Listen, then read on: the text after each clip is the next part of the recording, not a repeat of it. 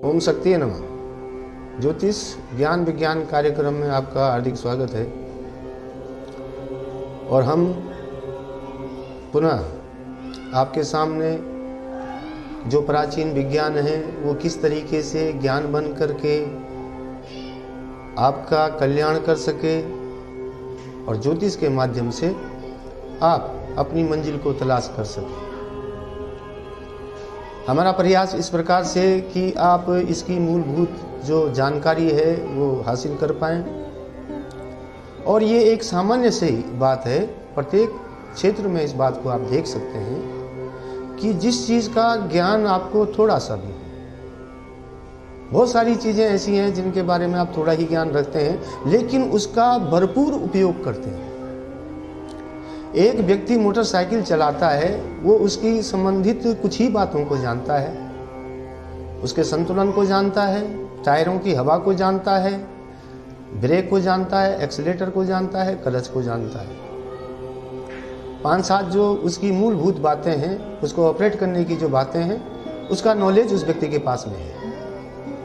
लेकिन इतनी नॉलेज की बदौलत जबकि एक मोटरसाइकिल बनाने के लिए बहुत सारी बातों की जरूरत पड़ती होती, और जैसे गियर बक्स इत्यादि की बातें हैं, उसके शॉकर इत्यादि की दूसरी, पेट्रोल से संबंधित जो दूसरी बातें, हवा से संबंधित जो दूसरी बातें, इतना जो बड़ा विज्ञान एक साधारण सी स्थिति में आपके हाथ में आ जाता है एक वाहन के रूप में, और आप उसके बारे में थोड़ा सा ही नॉलेज रखते हैं, लेकिन इतने नॉलेज के कारण आप उसका भरपूर उपयोग करते हैं और सही इस्तेमाल करते हैं, सही लाभ आपको प्राप्त होता है। ये विज्ञान। लेकिन उस विज्ञान को जब आपने थोड़ा सा समझा तो वही विज्ञान जब आपके लिए ज्ञान का काम कर जाता है तो वो विद्या, चाहे वो आप रसोई में किसी रेसिपी को लेकर के किसी बात को समझ सकते हैं, वाहन से संबंधित किसी बात को समझ, कोई भी टेक्निकल हैंड हो, किसी भी प्रकार की बात हो, तो उस जिस चीज़ को भी हम आज की तारीख में जिसका उपभोग कर रहे हैं, उसके मूलभूत तत्वों को न जानते हुए भी उससे संबंधित महत्वपूर्ण बातों की जानकारी रखने के कारण उस चीज़ का हम भरपूर उपयोग कर पाते हैं। और मेरा प्रयास ज्योतिष के माध्यम में यही है कि ये जो ज्योतिष का विज्ञान है किस प्रकार से आपको ज्ञान बन करके आपका मार्गदर्शन का काम करता है और आपको लाभ पहुँचाता है। कल तक हम बात कर रहे थे कि सभी भावों की जो हानिकारक स्थिति आती है उनके 12वें भाव को देख लेना चाहिए, उनका व्यय भाव उनके लिए हानिकारक होता है।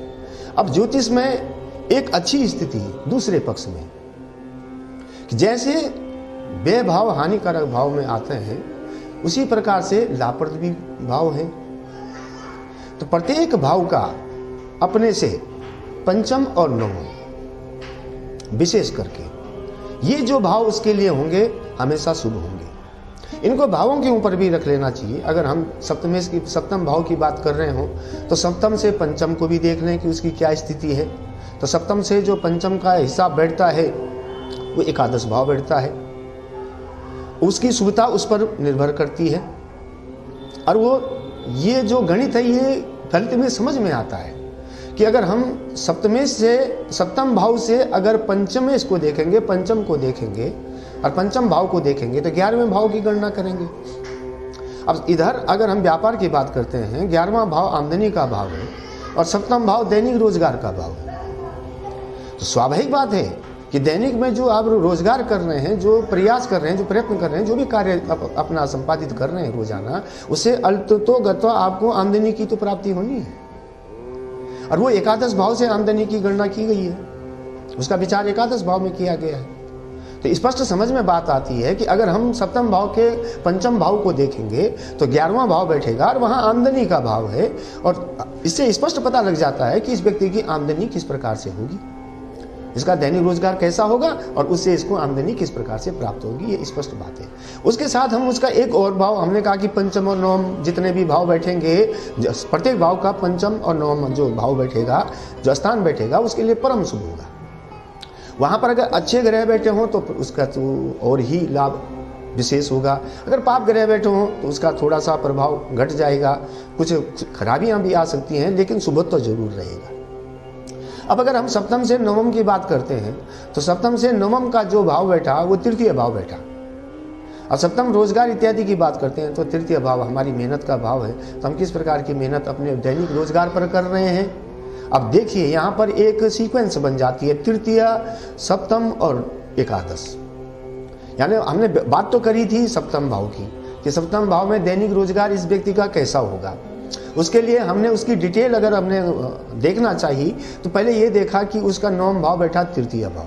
तृतीय भाव से हमने ये देखा कि ये आदमी लेबोरियस है या बिल्कुल आलसी है, कैसा है, मेहनत करता है या मेहनत के प्रति इसका क्या रवैया है, उस चीज़ को तृतीय भाव नौ खाने की दृष्टि से बता देगा। और पंचम के हिसाब से सप्तम से जो पंचम बैठा वो एकादश बैठा, तो दैनिक जो रोजगार था उसके कारण आमदनी आपको क्या प्राप्त है, आपका आमदनी का क्या रेशो रहेगा। ये सारी जिंदगी के लिए इस बात को प्रभावित करने के लिए मात्र दशा अंतरदशाएं ही इसमें आपको ज्ञान देंगी कि कब कब इनकी शुभता में आपको वृद्धि मिलेगी या कब कम होगा या कब ज़्यादा होगा। ये दशा अंतरदशा पर निर्भर करता है। दूसरी तरफ अगर हम देखें पंचम भाव की अगर मैं बात करता हूँ तो पंचम भाव में विशेष करके विद्या की बात करते हैं। मैंने आपको पहले भी कहा था कि एक भाव के अंदर सैकड़ों बातें होती हैं। मैं मात्र आपको एक इशारा मात्र कर रहा हूँ, उस भाव से और भी बातों को उसी प्रकार से डिस्कस किया जाता है, फाइंड आउट किया जाता है कि ये किस प्रकार से अपना फल देगा। अगर मैं यहाँ पर इन्हीं नवम पंचम की स्थिति को पंचम भाव पर लागू करता हूँ तो पंचम का मैं विद्या को अगर यहाँ पर उसकी स्पष्ट स्थिति को देखना चाहूँ तो पंचम से पंचम भाव नवम भाव। तो अगर मैं किसी की विद्या के बारे में कोई डिक्लेरेशन कर रहा हूँ, उसकी बुद्धि के बारे में कोई डिक्लेरेशन कर रहा हूँ तो पंचम से नवम को भी देखा जाएगा।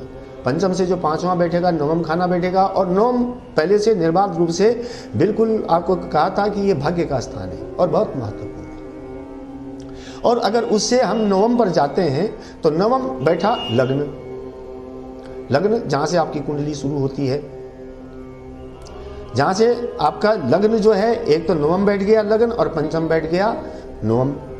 तो पंचम जो विद्या का भाव है उसके लिए ये भी देख लेना बहुत जरूरी है कि पंचम में किस प्रकार के ग्रह बैठे हैं, अच्छे बुरे जैसे भी हैं। अगर अच्छा ग्रह पंचम में बैठा हुआ हो तो कहें कि अच्छा फल है, और पंचम से भी अगर पंचम नवम भाव में बहुत अच्छा ग्रह बैठा हो तो बहुत अच्छी बात है। और छोटी से जो बड़ी विद्या पर जाएगा, उच्च शिक्षा पर जाएगा, तकनीकी शिक्षा पर जाएगा तो उसका प्रभाव और भी अच्छा रहेगा। और इस बात के साथ में जो पंचम का नवम है लग्न, उसको भी देखना बहुत जरूरी है। अगर पंचमेश का लग्नेश के साथ में भी कोई संधान होता हो, कोई संबंध होता हो तो ये तो सोने पर सुहागा वाली बात है। लग्नेश हमने पहले भी कहा था कि जिस प्रकार से अष्टमेश कुंडलियों के लिए परम अशुभ है, उसी प्रकार लग्नेश निर्बाध रूप से परम शुभ है, क्योंकि वो लग्न है, वो शरीर है, उस पर ही कुंडली केंद्रित है, उस भाव से ही सारे भावों की गणना की गई है, सारे भावों का विचार उसी भाव से किया गया है। तो नवम पंचम इन बातों को और भी खानों पर, सभी खानों पर लागू करना चाहिए। और एक चीज और है कुछ बातों के लिए कि जैसे अगर सप्तम भाव को अगर विचार करना हो विशेष करके तो सप्तम से सप्तम की स्थिति भी जरूर देख लें, पंचम से पंचम की स्थिति भी जरूर देख लें, दशम से दशम की स्थिति भी जरूर देख लें, दशम भाव से भी दशम भाव, कौन भाव? सप्तम भाव।